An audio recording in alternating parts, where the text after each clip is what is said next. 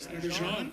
Good afternoon, Chair and members. Welcome to your committee, to your bill, Senate File 2249. Thank you. With me, I have today's Senate File 2249.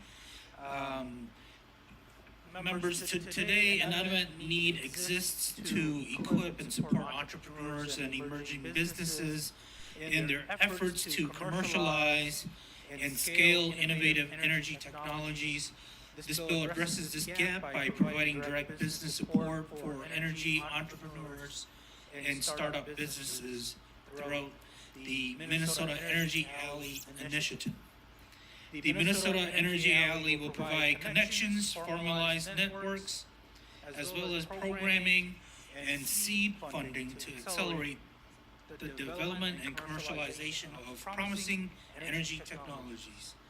While there are other business accelerators and state-funded programs that seek to assist entrepreneurs and business owners, as you'll hear from our testifiers, the energy sector has unique needs. This bill aims to fill that gap. The creation of a Minnesota Energy Alley is about making Minnesota competitive across the Midwest and the country. There are over 20 states who have similar programs to support energy entrepreneurs and startups. So Minnesota is already playing catch-up. This bill is about strengthening our state energy and economic development future.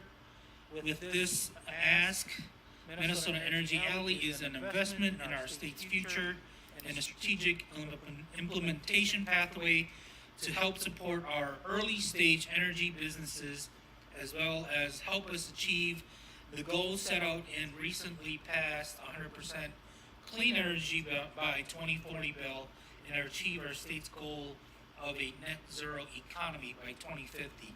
And sorry, I forgot, but there's an A1 amendment. It's Senator Jean, we have the A1, so members, while we're taking a look, Senator Jean will describe the A1 amendment for Senator Jean. Yes, so it just kind of clarifies what the funding is for, and it puts a requirement for reporting what the money is being spent on, and hopefully Senator Gruenhagen would be happy with that. Thank you, Senator Jean. Members, any comments to the A1? Seeing none, all in favor of adopting the A1, please signify by saying aye. Aye. All opposed? The A1 is adopted. Senator Jean, to your bill as amended. Yes, and then I would thank you for that, and I would like to pass it on to Mr. Gregg Mast. Mr. Mast, welcome back to the committee. Thank you for seeing us again. If you could please introduce yourself, and I saw that they were working, so you're set with your video. Mr. Mast. Well, good afternoon, Chair, friends, and members of the committee. For the record, my name is Gregg Mast, and I am the Executive Director of Clean Energy Economy Minnesota, or CEAM as we are known. And our organization is an industry-led, nonpartisan nonprofit that provides the business voice for clean energy here in the state.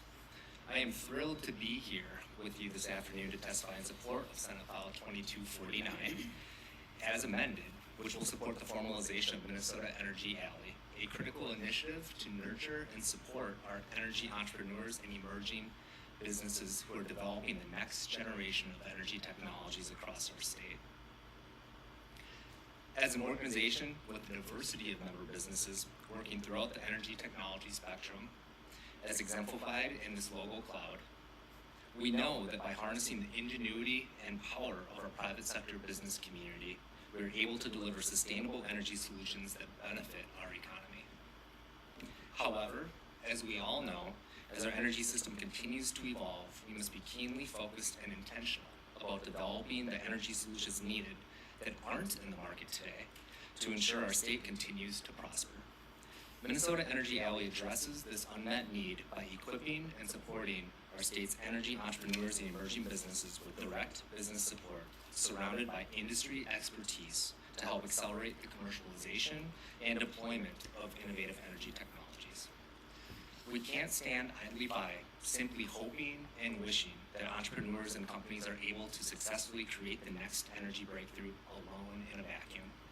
Together with the state, we must roll up our collective sleeves to provide them with the specialized expertise, connections, and resources to help them bring their breakthrough ideas to market.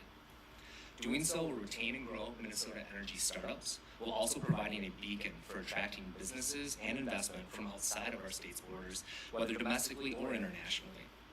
And while we may be playing catch-up with the 20-plus other states Senator Zhang had also referenced, who have already formalized similar initiatives to support emerging energy businesses in their states, I am supremely confident that Minnesota Energy Alley will not only make us more competitive, but that it will make Minnesota the go-to place for developing energy-focused businesses and technologies. So, Mr. Chair, if it's okay, I'll now turn it over to Nina Axelson to briefly discuss Minnesota Energy Alley programming in more detail. I'd also like to reiterate my thanks to Senator Zhang for his chief authorship of this important bill, and would appreciate the committee's support. Thank you, Mr. Mask. Of course it's okay. Ms. Axelson, welcome to the committee. If you could please introduce yourself and present your testimony. Thank you, Chair, friends, and committee members, and thank you, Greg and SEAM, for your continued leadership in advancing our clean energy economy. For the record, my name is Nina Axelson. I'm the founder and president of Grid Catalyst, and also serve on the board of directors for SEAM. I offer my comments today through the lens of 16 years of experience in the energy sector and 5 years working directly with energy startups. I appreciate the opportunity to share how Minnesota Energy Alley will support entrepreneurs and advance our regional economy by offering programming across a development continuum. As the graphic shows, the widest reach starts with introducing more students to STEM-related opportunities, including careers in entrepreneurship and business in the energy sector.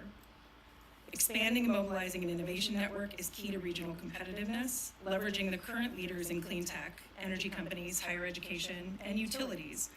We have a plethora of that in Minnesota, and we can use them to be mentors, collaborators, investors, and early adopters of tech.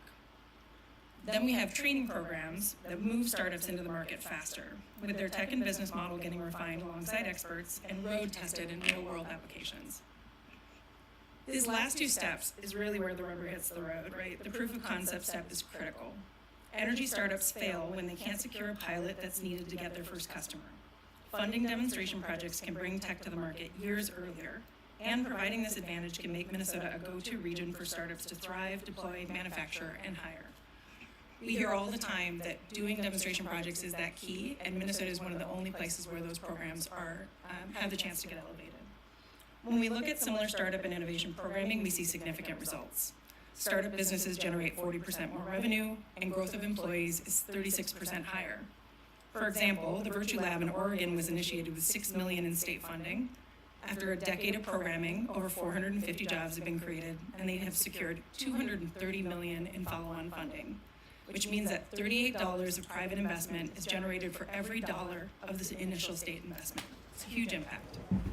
Programs like Minnesota Energy Alley work. We know this in Minnesota from the example of Medical Alley, which has become a globally recognized med tech innovation hub, with partner companies raising $650 million since 2010. Minnesota has everything it takes to lead in energy innovation. To gain a global edge and regional outcomes, we need this platform. We need Minnesota Energy Alley to move us forward. Thank you for your time and consideration. Thank you, Senator Zhang, for your leadership on this bill. Turn it back over.